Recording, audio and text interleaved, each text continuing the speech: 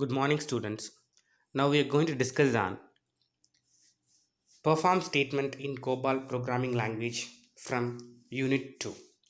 The perform statement, which seems to be an very important one in execution of COBOL programs, and then this one, which seems to be an very important topic for us because to give some instructions to a computer as how it have to work will be processed using this perform statement.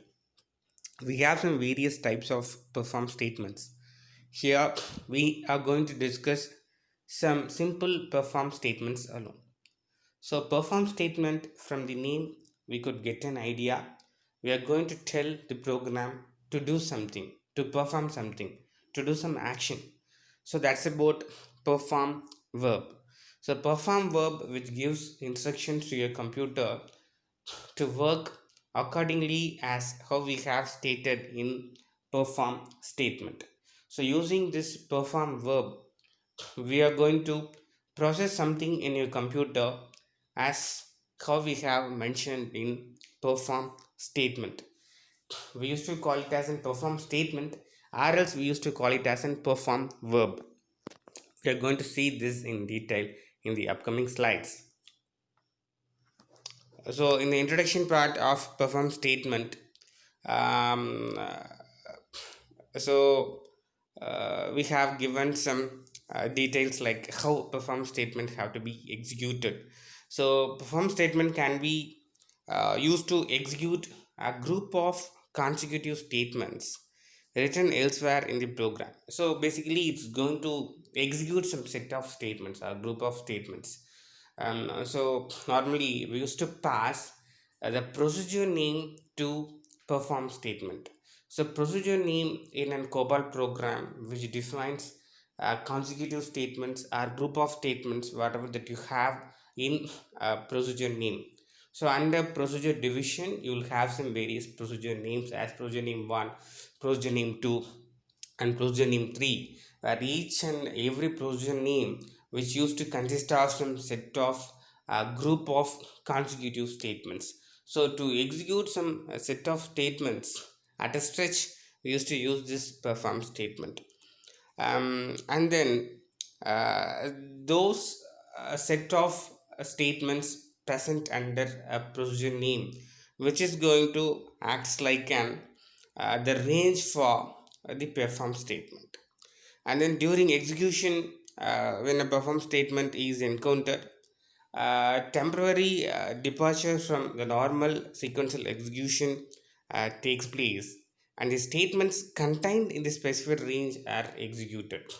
So normally in COBOL programming language, we used to execute in a sequential manner as first line, second line, third line. So like that, we used to execute the statements in COBOL program line by line. But here, when the COBOL compiler, which used to track the word perform, it used to skip from the normal sequential execution, and whatever that you have stated in the perform statement will get executed until it complete its work. So that's the thing that they are mentioning over here. And then upon execution of those statements and control implicitly go back to the next statement of your perform statement. So whatever the statements that we have in the uh, perform statement, so those statement which is going to act like an range for us to execute. And then we have some various forms of perform statement.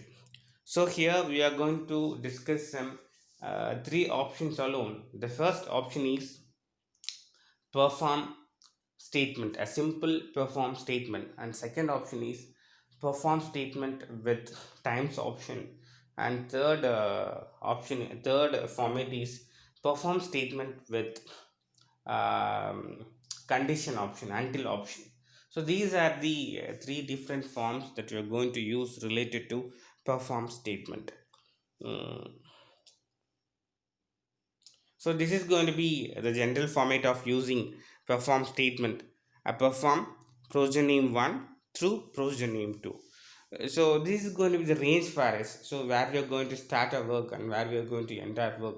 So that's been set using this through option.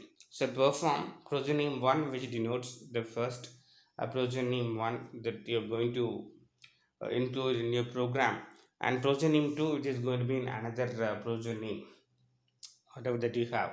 So between this progenim 1 and progenim 2, whatever the statements that you have, all those statements will get executed using this perform option. So the statement group beginning with the first statement of the progenim in progenim 1 and ending with the last statement of the progenims in progenim 2, which is going to be the range for this perform statement. So this is going to be an example for using a simple perform statement. And these are some examples as how we have to use perform statement. The first one, which is about a perform calculate tax. So under calculate tax, it may be an procedure names or it may be an section name, and then you will have some set of statements over there that will get executed uh, whenever the compiler which is going to scan this perform calculate tax. And the next example, which is going to be about perform begin calculation through end calculation. So whatever the procedure names that you have between begin calculation and end calculation, all those procedure names will get executed, and all those statements will get executed while using these types of statements like perform begin calculation through uh, end calculation. So all those statements will get executed, and these are the things which is going to actually can range for us to execute some set of statements. And then this is going to be the first option that we have related to perform. The format of perform times is perform progenim 1 through progenim 2 through identifier times an integer. This is going to be the general format of using perform with times option. And the example is perform para 2 5 times. So we are going to execute paragraph 2 for 5 times. So in this case, the specified paragraph 2 will be repeatedly executed for 5 times. So normally we have a simple perform statement which used to work only once, or which used to have some range, and according to the range it used to work. Whereas in perform with time option, where we are going to mention as how many number of times that statement have to work repetitively. So to work in a repetitive way, we used to use this perform with times option. And the next one, which is about perform with until option. So this is going to be the third form that we have. So the general format for perform with until option is perform progenim 1 through progenim 2 through until condition. So here we used to set some condition or specify some condition. So until satisfying the condition, the that particular statement will get executed in an repetitive manner, or we used to work based on the condition whatever that you have specified over there. So we have an example here as perform p3 until I greater than 5. So suppose if I value is going to be 0, and initially which is going to be 0. So for 0 position it have to execute paragraph 3, and for first position I equal to 1 it have to execute the paragraph 3.